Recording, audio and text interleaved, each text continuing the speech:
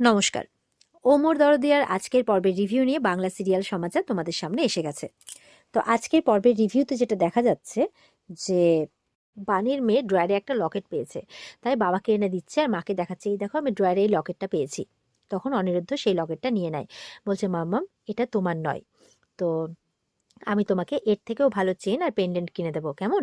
বলে ঠিক আছে। এই বলে অনিরুদ্ধ লকেটটা নিয়ে নেয়। তো বাণী এবার জিজ্ঞাসা করছে যে এই লকেটটা কার। তখন অনিরুদ্ধ ছোটবেলাকার কথা ভাবছে যে একটি মেয়ে তাকে জলে পড়ে, মানে অনিরুদ্ধ জলে পড়ে গেছিল, অনিরুদ্ধ ছোট ছিল, তাকে মেয়েটি বাঁচিয়েছিল, তার লকেটটা অনিরুদ্ধর কাছে রয়ে গেছে। আর অনিরুদ্ধ বলছে যে এটা যার, তার সাথে কোনোদিনও আবার দেখা হবে কিনা জানি না, তবে তবুও আমি এই লকেটটা তার জন্য রেখে দেবো, তার অপেক্ষায় থাকবো, এইভাবে বলছে। এবার চলে যায় এই বলে। তো বাণী মনে মনে বলছে যে মাম্মামকে কোনো কিছু দিতে তো উনি কখনো নারাজ হন না, মানে আহ, দেবেন না এমনটা বলেন না, তাহলে এই লকেটের পিছনে কোন রহস্য লুকিয়ে আছে এমনটা ভাবছে।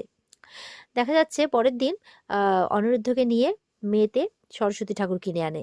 আর মিষ্টিমাকে বলছে, মিষ্টিমা আমি এবার সরস্বতী পুজো করব, আমি মন্ত্র জানি, শুনবে? এই বলে মন্ত্র শোনাচ্ছে। তো তারা খুব খুশি। মিষ্টিমা বলছে তাও তো ভাগ্যিস তুমি ঠাকুর নিয়ে এলে, নাহলে তো আমি ভাবছিলাম যে এবার ঠাকুর পুজোই হয়তো দেখতে পারবো না। প্রত্যেক বছর তো রায়বাড়িতে দুই পরিবার মিলে সুন্দরভাবে হইচই করে এই পুজোটা কাটায় আনন্দ করে, কিন্তু এবার তো আর হবে না, আমি তাই ভেবেছিলাম। তো যাই হোক, এবার ঠাকুর এনেছে, এই শুনে খুব খুশি হয়ে যায়। তো এবার বাণী বলছে অনিরুদ্ধকে, মৌলি দিদিমণি এখন কেমন আছেন একবার দেখতে যাবে না? বলে তোমাকে দেখতে এসছে যে তুমি দেখতে যাবে? ওই নকুল কাকা কষ্ট করে প্রাণ বাঁচালো, নিজের হাতে চোট পেলেও তার প্রতি ব্যবহারটা দেখেছেন? তখন বাণী বলছে আচ্ছা ঠিক আছে, ওটা দাদু টেনশনের জন্য, নাতনির টেনশনে বলে ফেলেছেন, তা বলে সব কথা ধরলে তো হবে না। তো ওই সময় কার মাথা ঠিক থাকে বলুন তো, দাদুর এইসব কথা আপনি ধরবেন না। অনিরুদ্ধ বলছে না মানি, কোনোভাবেই নয়, খারাপ ব্যবহারকে অজুহাত দিয়ে কোনোভাবেই জাস্টিফাই করা যায় না। বলছে বিনয়ী থাকা ভালো, কিন্তু আত্মসম্মানের বিনিময়ে নয়। বলছে আই এম ভেরি সরি, সবকিছু ভুলে আমি তোমার মতো উদারতা দেখাতে পারছি না। তো তানিয়া বলছে বাবা তুমি না রাগ করো না, রাগ করলে আমার খুব ভয় লাগে। বলে না মাম্মাম, আমি আর রাগ করব না, আসলে আমিও তো একজন মানুষ, তাই মাঝে মধ্যে রেগে যাই, তবে কথা দিচ্ছি আর কখনো রাগ করবো না, যদি রাগ করি তাহলে তুমি আমাকে বকা দিয়ে দিও। তো এই বলে বাবা মেয়েতে দুজন দুজনকে খুব আদর করছে। এবার দেখা যাচ্ছে মৌলিকে খুব প্যাম্পার করছে তার ঠাম্মি। বলছে খেয়ে নাও, স্যুপটা খেয়ে নাও, কত কমজোর হয়ে গেছে তাই না? মৌলির বাবা মা কিন্তু স্ট্রিক্টলি দেখছে তাকে। তো বাবা বলছে যে মানে পিনাকি আর কি, যে তুমি ড্রাইভার ছাড়া ড্রাইভ করতে গেলে কেন? তোমাকে তো ড্রাইভার নিয়ে যেতে বলা হয়েছে। চুপ করে আছে, স্যুপ খেয়ে যাচ্ছে যাতে উত্তর দিতে না হয়। এবার মাতে বলছে ঈশানী, কি ব্যাপার ড্যাড কি বলছে, উত্তর দিলে না তো? কেন ড্রাইভার ছাড়া তুমি বেরিয়েছো? তুমি জানো না সেদিনের ঘটনার পর থেকে তোমাকে ড্রাইভার নিয়ে যেতে বলা হয়েছে, যেখানেই যাবে ড্রাইভার নিয়ে যাবে? তাহলে কেন এমনটা করলে? বলছে উফ মা, ভাল লাগে না সবসময় এই সমস্ত কথা বলো না তো। হয়ে গেছে, একটা ঘটে গেছে, এখন কি করা যাবে, হয়ে গেছে, দ্যাট ইজ নট ব্যাগ, মানে বিগ ডিল, তাই বলছে। তো বলছে কোনো বিগ ডিল নয়। আচ্ছা, ওর বাবা বলছে তো তোমাদের দুজনেরই তো কিছু হয়ে যেতে পারতো। হুম, তাহলে কেন তুমি এরকমটা করেছো? ওর মা বলছে বাণী যদি পুলিশে রিপোর্ট করতো তাহলে কি হতো? তখন বলছে উফ বাণী, বাণী সবসময় বাণী, জবে থেকে বাণী আমার লাইফে এসছে লাইফটা হেল্প করে দিয়েছে, আমাকে পাবলিকলি হিউমিলিয়েট হতে হয়েছে, তবুও তোমরা সবসময় বাণী বাণী করে যাচ্ছ, আমার কথা কেউ একবারও ভাবছো না। তখন তার ঠাম্মি থেকে প্যাম্পার করছে, আচ্ছা বাবা চুপ করো চুপ করো, শান্ত হও শান্ত হও।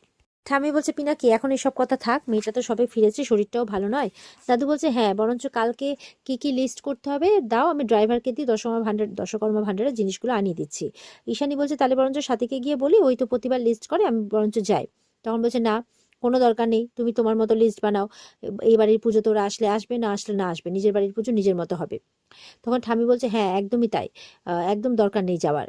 তখন মেয়েতে বলছে, মানে ইয়েতে, মৌলি, কেন দাদু ভাই থাক না, যা হয়েছে হয়ে গেছে, পুজো তো পুজোই না, বলো পুজোতে কেন অশান্তি করবো, একসাথেই পুজোটা করি। তো বলছে না, আগের মতো আর কোনো কিছুই নেই যে আমরা একসাথে হই হই করে পুজো করব। পিনাকি বলছে ঠিকই আছে, তাছাড়া তাপসের যা রূপ দেখলাম, ওকে তো এখন আমার নিজের বন্ধু বলতেও মানে লজ্জা লাগছে, তাই বলছে। মৌলিতে বলছে যে ছোটবেলায় কত আনন্দ করে পুজো কাটাতাম দুই বাড়ি মিলে, তো এখন মানুষ আলাদা হয়ে গেছে, যে ঠাকুরও কি আলাদা হয়ে যাবে, এ বলে ন্যাকা কান্না কাঁদছে। ঈশানী কিন্তু অবাকভাবে দেখছে তার মেয়েকে। তো কেউ তো ও বাড়ির সাথে পুজো করতে রাজি নয়, মেয়েতে তো এমন ন্যাকা কান্না কাঁদছে। দাদু বলছে না, আমার নাতনি যা চাইবে তাই হবে, ওর খুশির জন্য সব করতে পারি, যে তোমরা যদি যেতে না চাও আমি নিজে গিয়ে ওদের নেমন্তন্ন করে আসবো, তাই বলছে। দাদু তো বলছে কেউ না গেলে আমি গিয়ে নেমন্তন্ন করে আসবো। তো ঈশানী বলছে ঠিক আছে, মেয়ে ঠিকই বলছে, পুজোর দিনে কোনো নেগেটিভ থট রাখা ঠিক নয়, যাই আমি বরঞ্চ লিস্টটা করে আনি, মানে করে করে ফেলি, তাই বলছে। পুরোহিত মশাইকেও খবর দেবে। এবার সবাই চলে যাওয়ার পর ঠাম্মি বলছে মৌলিকে, ব্যাপারটা কিন্তু মোটেই ঠিক হলো না, তুমি কিন্তু আবার খাল কেটে কুমির আনছো। মৌলি বলছে যে গ্র্যান্ডমামি তুমি চিল করো, আমি জানি যে আমি কি করছি, সে সব বিষয়ে না এত জ্ঞান দিও না, আমাকে আমার ব্যাপারটা নিজেকে হ্যান্ডেল করতে দাও, এই বলে চলে যায়। মৌলি চলে যাওয়ার পরে ঠাম্মি বলছে বাবা কি মজার না ব্যাপারটা, আমারই শেখানো বলি আমারই তোতা আমারই মুখের উপর বলে চলে যাচ্ছে, তখন তো ভালো নয় তাই বলছে। এবার দেখা যাচ্ছে পরের দিন সরস্বতী পুজোতে বানি রেডি হচ্ছে, তো বানির মামুনি রেডি করতে করতে কোথাও একটা গেছে, তাই বলছে কোথায় চলে গেলে, ধূর তেরি আমি যে একা একা পাচ্ছি না, আঁচলও করতে পারছে না কুচিও করতে পারছে না, কারণ ডান হাতটা তো ভেঙে গেছে। তখন দেখা যাচ্ছে অনিরুদ্ধ ঘরে আসছে, আসতে গিয়ে দেখে চলে যাচ্ছে লজ্জাতে, তারপর আবার দরজাটা নক করে, বুঝতে পারছে অসুবিধে হচ্ছে, তো বলছে যে আমি কি কিছু হেল্প করতে পারি। তো বানি একটু লজ্জা পেয়ে গেছে, বানি বলছে না আমি করে নেব। তো অনিরুদ্ধ কিছুক্ষণ চুপ থাকার পর বলছে আমি বুঝতে পারছি বানি যে তুমি স্ট্রাগল করছো, আমি হেল্প করছি তোমাকে, অসুবিধা হবে না, এই বলে বলছে আমি আসছি, এই বলে আসে, এসে শাড়ির আঁচলটা করে দেয়, তারপরে আবার কুচিটা করে দেয়। তো বানি তো অনিরুদ্ধর দিকে তাকিয়ে আছে, অনিরুদ্ধ বানির দিকে তাকাচ্ছে, এই বলে দুজনের মধ্যে একটা হালকা অস্বস্তি ভাব হলেও দুজন দুজনকে বেশ ভালোই হেল্প করছে। তো এরপর যখন কুচিটা কোমরে মানে গুজতে যাবে আর কি পেটের কাছে, তো বানি বলছে আমি করে নিতে পারবো, তো দুজনেই লজ্জা পেয়ে যায়। এরপরে বানি নিজে শাড়িটারিগুলো ঠিক করে নেয়। তো যাই হোক এরপর ওরা পুজোতে বসেছে, পুজোতে বসে দেখছে খাগের কলমটা আনতে ভুলে গেছে, তাই মেয়েকে বলছে একটু মিষ্টি মায়ের ঘরে গিয়ে খাগের কলমটা নিয়ে এসো না, বলে ঠিক আছে আসছি। তখনই ওর মামুনিরা বাজার করে আসে, বলছে বাপরে মাঘ মাসে এত খরা, তাহলে জ্যৈষ্ঠতে কি হবে কে জানে। তখন একটা গোলাপ ফুল দিচ্ছে, বলে এই দেখ একটা লোক না ফ্রিতেই দিল, বলে ফ্রিতে, বলে হ্যাঁ আসলে আজকে দেখছি সব ছেলে মেয়েদের হাতে না কেমন গোলাপ ফুল, বুঝতেই পারছি না কি হচ্ছে। তো অনিরুদ্ধর মা বানিয়ে সব হাসছে। তো অনিরুদ্ধ বলছে হ্যাঁ বাঙালিদের ভ্যালেন্টাইন্স বলে কথা।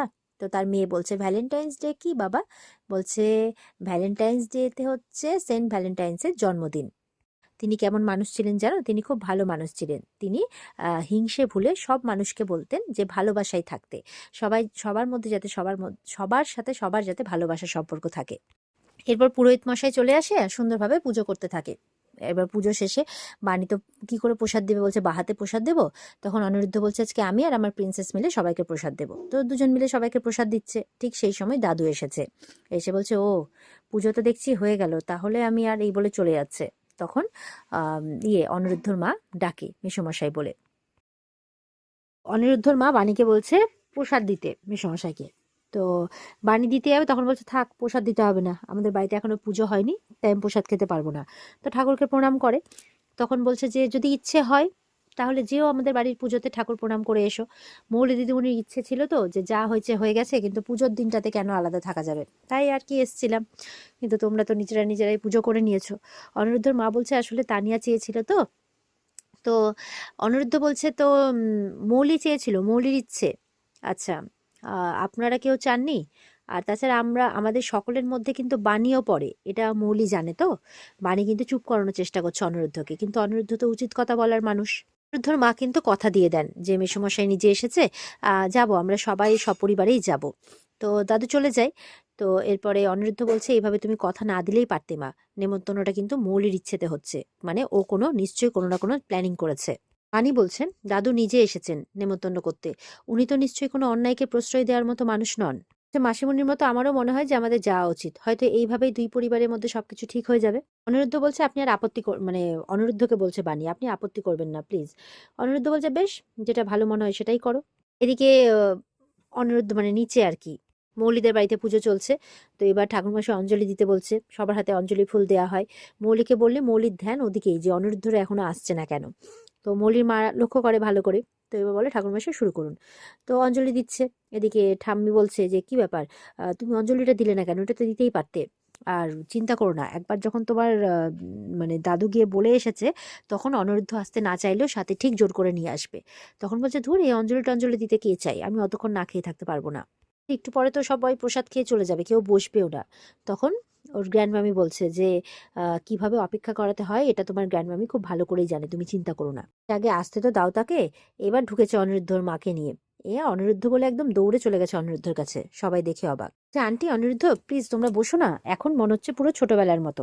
বলছে আন্টি আমি নিজে নিজে শাড়ি পরেছি, কেমন লাগছে। তো অনিরুদ্ধর মা বলছে খুব মিষ্টি লাগছে।